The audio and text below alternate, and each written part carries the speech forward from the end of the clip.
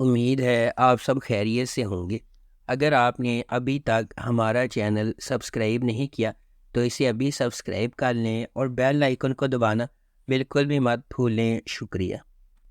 Number 8، یلان میلیکے جو بے قصور ہے، اپنے شوہر کو قتل کرنے کے جرم میں سزا یافتہ ہے اور 20 سال بعد رہا ہو جاتی ہے۔ اس کا واحد خواب اپنی بیٹی ہازال کے ساتھ دوبارہ ملنا ہے، جسے اس نے بچپن میں اپنی بہن کے سپرد کیا تھا۔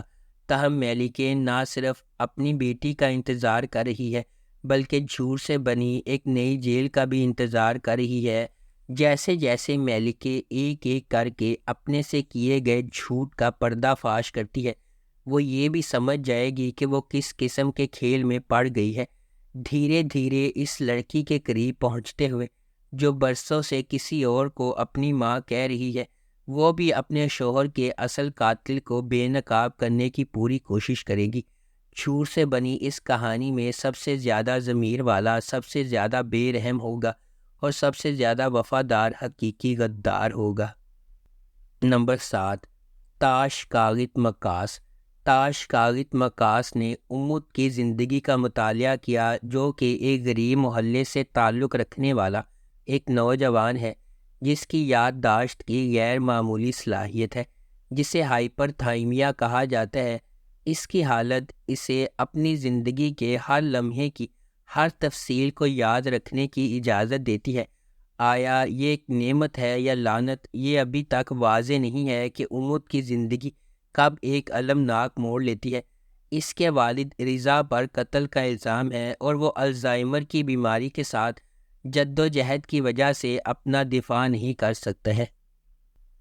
نمبر 6، بہار۔ بہار 20 سال پہلے میڈیکل اسکول سے گریجویشن کرتی ہے، لیکن اس نے میڈیسن میں کریئر بنانے کے بجائے گھریلو خاتون بننے کا انتخاب کیا۔ اس کی شادی کامیاب سرجن تیمور یاوزولو سے ہوئی ہے اور اس نے اپنی زندگی اپنے شوہر اور بچوں کے لیے وقف کر رکھی ہے۔ بظاہر خوش نظر آنے والا یاوزولو خاندان بہار کی بیماری سے ہل گیا ہے۔ بہار کے ڈاکٹر ایورن اسے بچانے کے لیے پرعزم ہیں اور کہتے ہیں کہ اس کا واحد حل جگر کی پیوند کاری ہے۔ خاندان میں واحد ہم آہنگ جگر تیمور کا ہے۔ یاوزولو خاندان کے لیے، جن کا ایک بڑی حد سے تجربہ کیا جاتا ہے، کچھ بھی دوبارہ ویسا نہیں ہوگا۔ نمبر 5، انجی تانے لیری۔ اعظم، جو اپنی بیوی اور 2 بچوں کے ساتھ خوشگوار زندگی گزار رہا ہے، ایک ادب کا استاد ہے جو اپنے طالب علموں کو پسند کرتا ہے۔ اس کی زندگی ایک ہی رات میں مکمل طور پر بدل جاتی ہے جب وہ اپنی بیوی کو قتل کرنے کے جرم میں جیل جاتا ہے۔ تاہم حقیقت کچھ اور ہے۔ اعظم کے پاس ایک راز ہے جو وہ کسی اور کو بتا نہیں سکتا۔ اعظم، جس نے 4 دیواری کے درمیان کئی سال گزارے ہیں، جیل سے باہر آنے پر اس کا ایک ہی مقصد ہے اپنے بچوں کو ڈھونڈنا اور ان کے ساتھ کھانے کی میز پر دوبارہ بیٹھنا، لیکن یہ بالکل بھی آسان نہیں ہوگا۔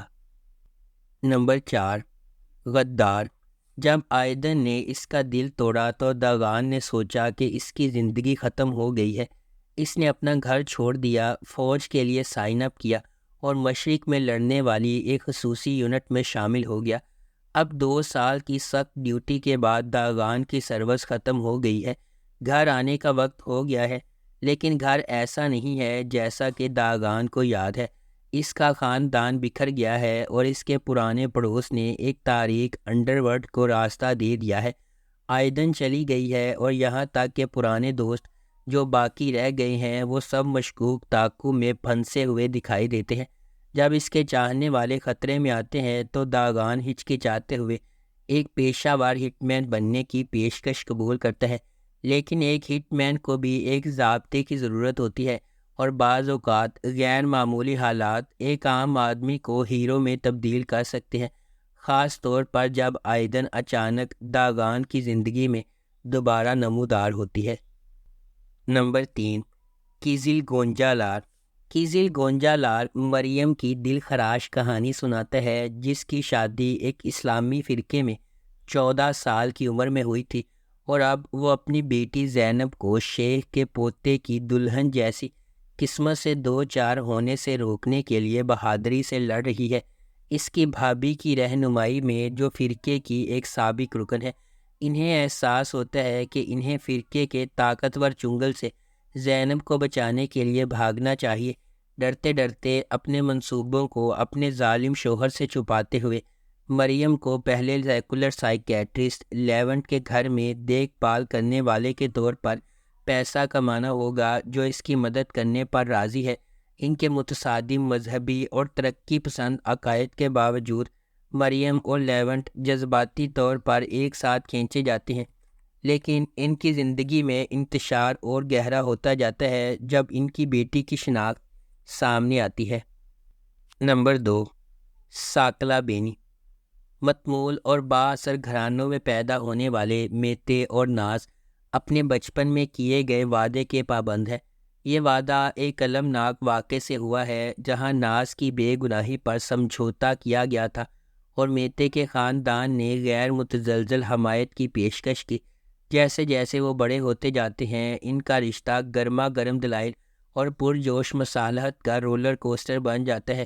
میتے بچپن کے وعدے کو نبھانے کے لیے پرعزم ہے۔